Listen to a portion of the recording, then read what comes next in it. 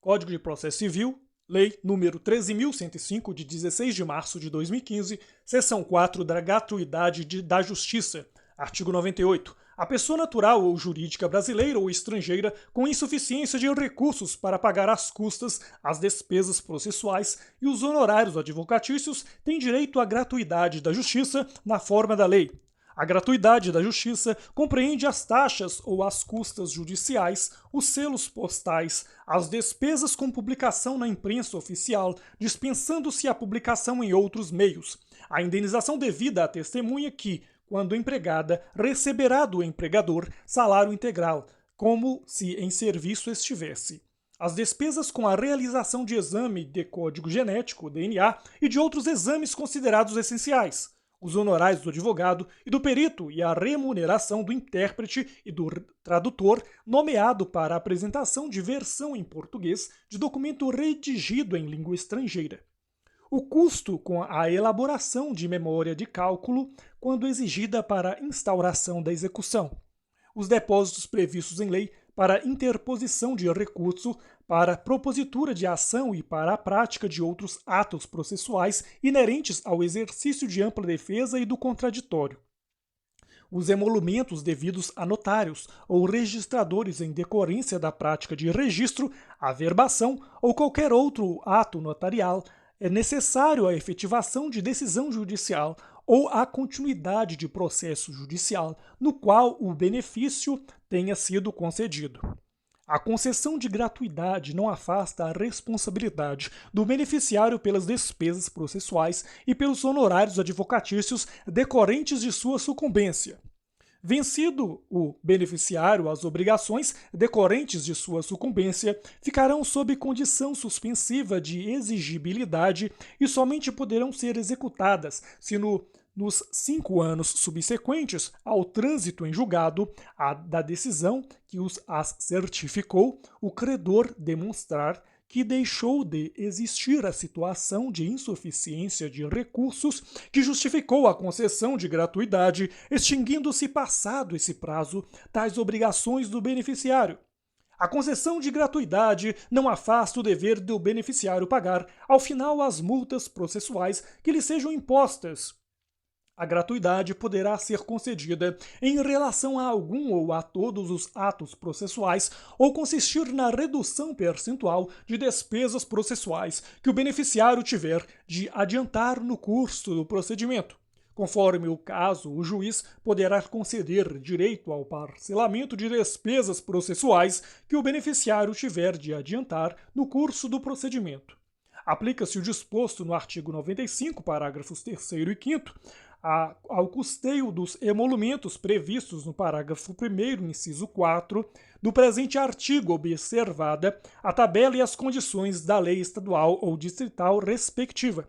Na hipótese do parágrafo 1º, inciso 4, havendo dúvida fundada quanto ao preenchimento atual dos pressupostos para a concessão de gratuidade, o notário ou registrador, após praticar o ato, pode requerer ao juízo competente para decidir questões notariais ou registrais a revogação total ou parcial do benefício ou a sua substituição pelo parcelamento de que trata o parágrafo 6º deste artigo, caso em que o beneficiário será citado para, em 15 dias, manifestar-se sobre esse requerimento.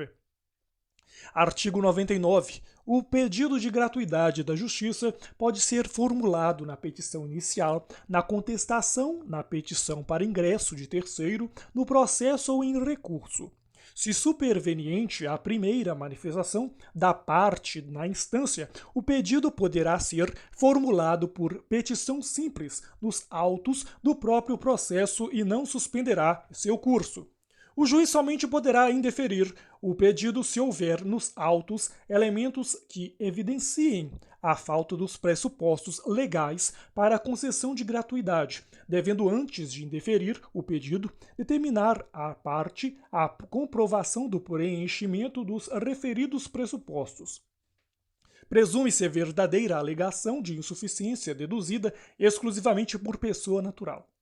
A assistência do requerente por advogado particular não impede a concessão de gratuidade da Justiça. Na hipótese do parágrafo 4º, recursos que versem exclusivamente sobre valor de honorários de sucumbência fixados em favor do advogado de beneficiário estará sujeito a preparo, salvo se o próprio advogado demonstrar que tem direito à gratuidade. O direito à gratuidade da justiça é pessoal, não se estendendo à litisconsorte ou a sucessor do beneficiário, salvo requerimento e deferimento expressos.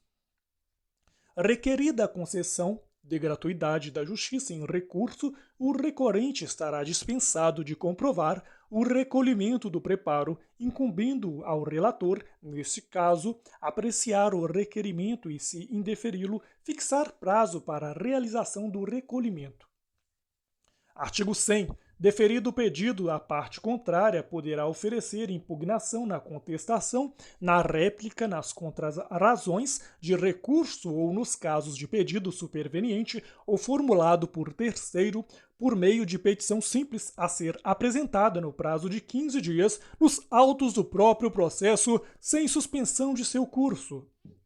Revogado o benefício, a parte arcará com as despesas processuais que tiver deixado de adiantar e pagará, em caso de má-fé, até o décuplo de seu valor a título de multa, que será revertida em benefício da Fazenda Pública Estadual ou Federal e poderá ser inscrita em dívida ativa.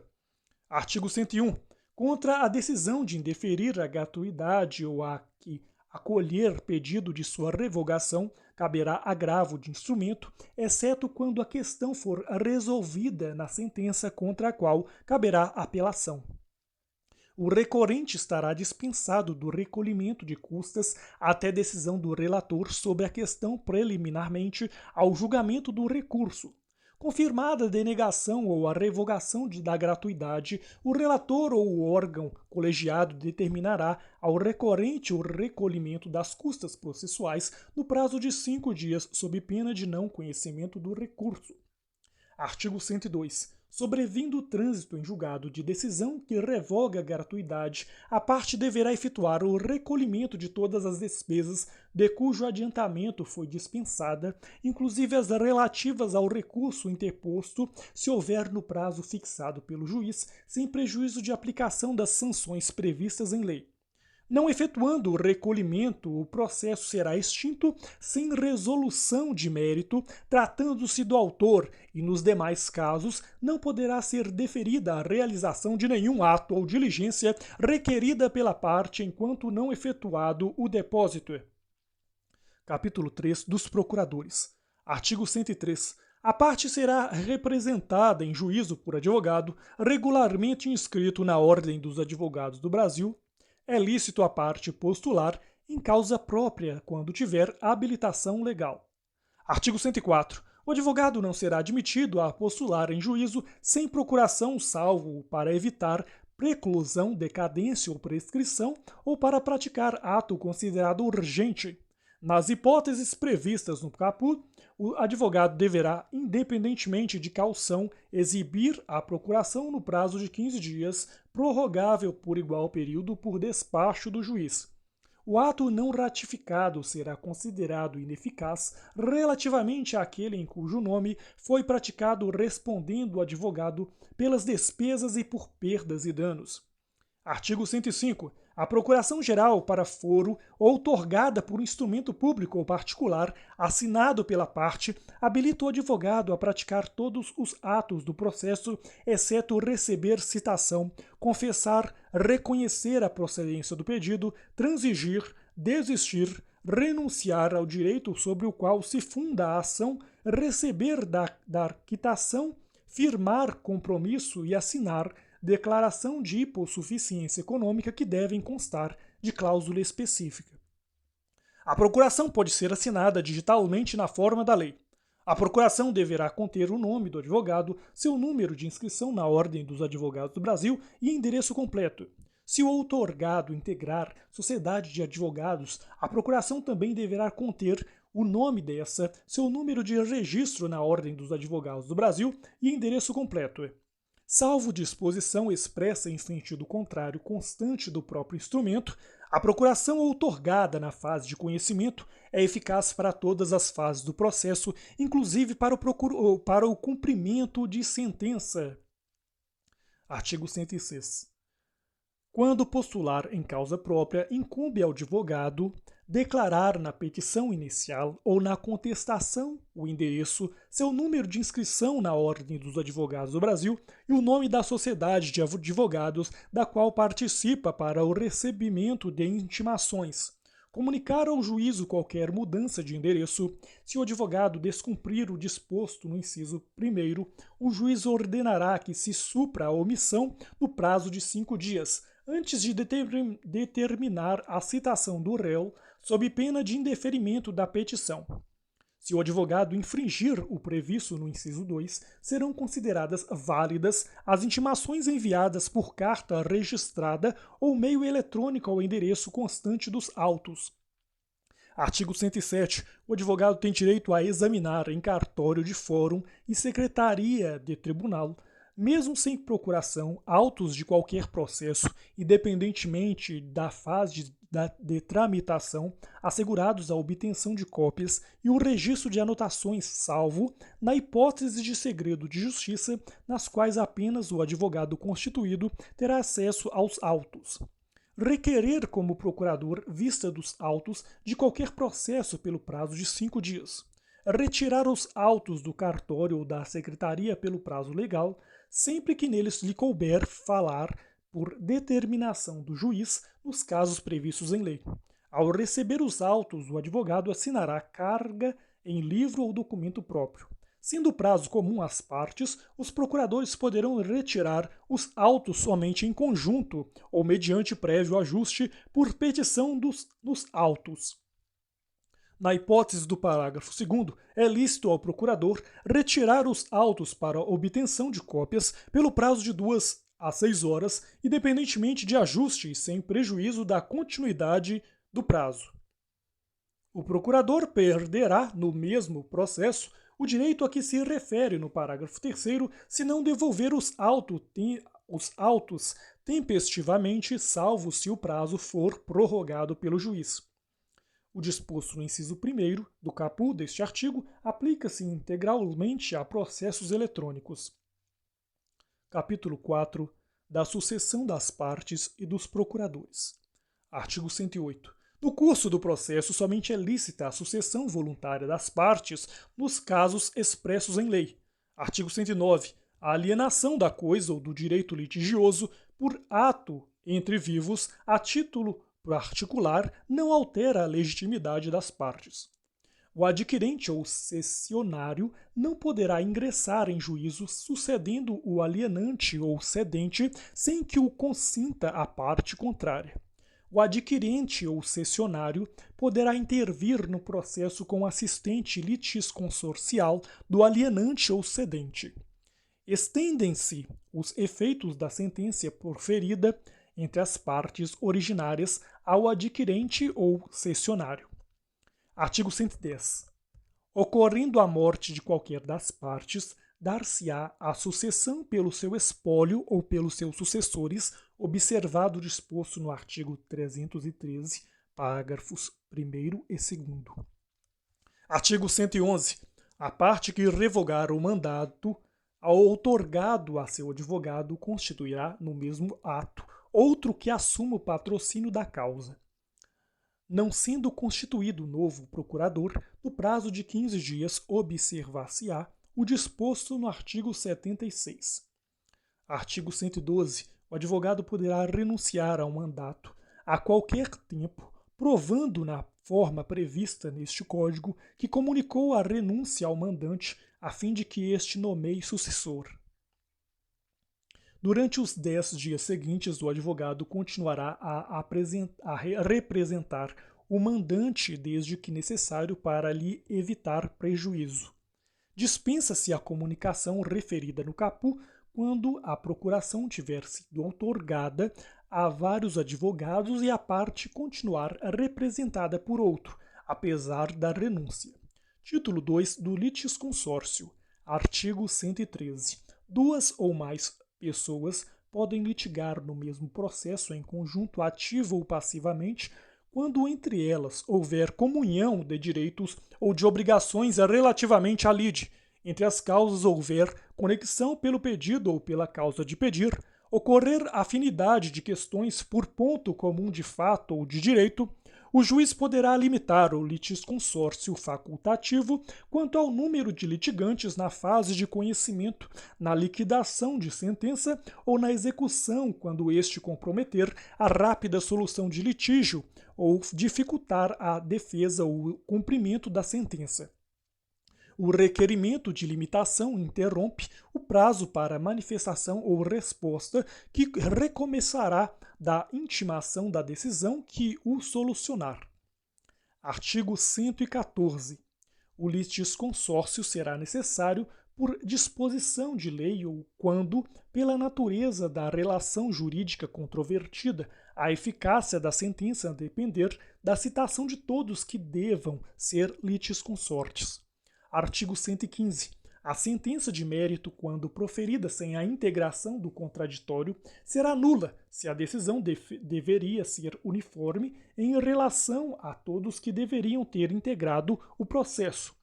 Ineficaz, nos outros casos, apenas para os que não foram citados.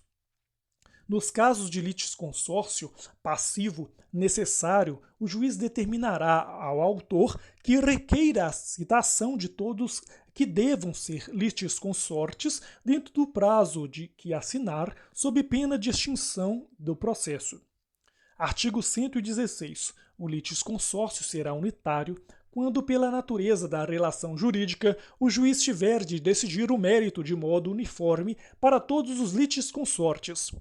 Artigo 117. Os litisconsortes serão considerados em suas relações com a parte adversa como litigantes distintos, exceto no litisconsórcio unitário, caso em que os atos e as omissões de um não prejudicarão os outros, mas os poderão beneficiar. Artigo 118. Cada litisconsorte tem o direito de promover o andamento do processo e todos devem ser intimados dos respectivos atos. Título 3 da Intervenção de Terceiros, capítulo 1 da Assistência, seção 1, Disposições Comuns. Artigo 119. Pendendo causa entre duas ou mais pessoas, o terceiro juridicamente interessado em que a sentença seja favorável a uma delas poderá intervir no processo para assisti-la. A assistência será admitida em qualquer procedimento e em todos os graus de jurisdição, recebendo o assistente o processo no estado em que se encontre. Artigo 120. Não havendo impugnação no prazo de 15 dias, o pedido do assistente será deferido, salvo se for caso de rejeição liminar. Se qualquer parte alegar que falta ao requerente interesse jurídico para intervir, o juiz decidirá o incidente sem suspensão do processo. Seção 2 da Assistência Simples. Artigo 121. O assistente simples atuará como auxiliar da parte principal, exercerá os mesmos poderes e sujeitar-se-á aos mesmos ônus processuais que o assistido. Sendo revel ou de qualquer outro modo omisso o assistido, o assistente será considerado seu substituto processual. Artigo 122. A assistência simples não obsta a que a parte principal reconheça a procedência do pedido, desista da ação, renuncie ao direito sobre o que se funda a ação ou transija sobre direitos controvertidos. Artigo 123. Transitada em julgado a sentença no processo em que o interveio o assistente, este não poderá, em processo posterior, discutir a justiça da decisão, salvo se alegar e provar que, pelo estado em que recebeu o processo ou pelas declarações e pelos atos do assistido, foi impedido de produzir provas suscetíveis de influir na sentença. Desconhecia a existência de alegações ou de provas das quais o assistido, por dolo ou culpa, não se valeu. Seção 3 da Assistência Litisconsorcial. Artigo 124. Considera-se litisconsorte da parte principal o assistente sempre que a sentença influir na relação jurídica entre ele e o adversário do assistido. Capítulo 2 da denunciação da lide. Artigo 125. É admissível a denunciação da lide promovida por qualquer das partes. O alienante imediato do processo relativo à coisa cujo domínio foi transferido ao denunciante, a fim de que possa exercer os direitos que da evicção lhe resultam. Aquele que estiver obrigado por lei ou pelo contrato a indenizar em ação regressiva o prejuízo de quem for vencido no processo. O direito regressivo será exercido por ação autônoma, quando a denunciação da lide for indeferida, deixar de ser promovida ou não for permitida. Admite-se uma única denunciação sucessiva promovida pelo denunciado contra seu antecessor imediato na cadeia dominial ou quem seja responsável por indenizá-lo, não podendo o denunciado sucessivo promover nova denunciação, hipótese em que eventual direito de regresso será exercido por ação autônoma. Artigo 126. A citação do denunciado será requerida na petição inicial se o denunciante for autor ou na contestação se o denunciante for réu, devendo ser realizada na forma e nos prazos previstos no artigo 131. Artigo 127. Feita a denunciação pelo autor, o denunciado poderá assumir a posição de litisconsorte do denunciante e acrescentar novos argumentos à petição inicial, procedendo-se em seguida à citação do réu. Artigo 128. Feita a denunciação pelo réu, se o denunciado contestar o pedido formulado pelo autor, o processo prosseguirá tendo na ação principal, em litisconsórcio, denunciante e denunciado. Se o denunciado for réu, o denunciante pode deixar de prosseguir com sua defesa eventualmente oferecida e abster-se de recorrer, restringindo a sua atuação à ação regressiva. Se o denunciado confessar os fatos alegados pelo autor na ação principal, o denunciante poderá prosseguir com sua defesa ou, aderindo a tal reconhecimento, pedir apenas a procedência da ação de regresso. Procedente o pedido da ação principal, pode o autor, se for o caso, requerer o cumprimento da sentença também contra o denunciado nos limites da condenação deste na ação regressiva.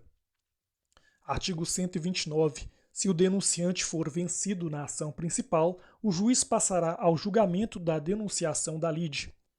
Parágrafo único. Se o denunciante for vencedor da ação de denunciação, não terá o seu pedido examinado, sem prejuízo da condenação do denunciante ao pagamento das verbas de sucumbência em favor do denunciado.